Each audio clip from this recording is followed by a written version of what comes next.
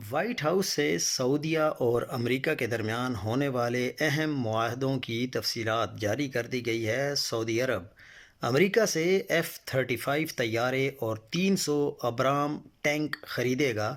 Civil nuclear energy معاہدہ ہوا ہے۔ کرٹیکل منرلز سعودیہ امریکہ میں 1000 ارب ڈالرز کی سرمایہ کاری کرے گا۔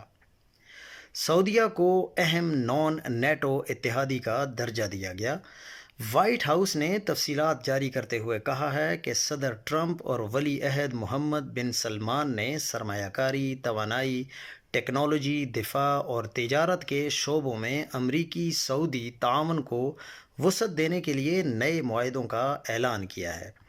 سول نیوکلیئر تعاون کے تحت امریکہ اور سعودی عرب کے درمیان طویل المدتی سول جوہری توانائی تعاون کا فریم ورک مکمل کر لیا گیا ہے۔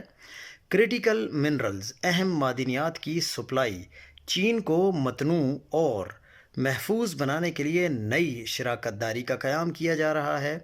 امریکی آرٹیفیشل انٹیلیجنس سسٹمز تک سعودی رسائی بڑھانے کی مفاہمتی یادداشت، ٹیکنالوجی کی حفاظت سے متعلق اقدامات کیے گئے ہیں۔ امریکہ میں سعودی سرمایہ کاری کے وعدے بڑھ کر تقریباً $1 ٹریلین تک پہنچ گئے۔ امریکی محکمہ خزانہ اور سعودی وزارت خزانہ کے نئے معاہدے کیپٹل مارکیٹس اور مالیاتی ضابطوں میں تعاون کو بڑھائیں گے۔ اسٹریٹجک ڈیفنس ایگریمنٹ بھی ہوا ہے۔ دیرینہ دفاعی شراکت داری اور علاقائی سیکیورٹی تعاون کو مضبوط کیا گیا ہے۔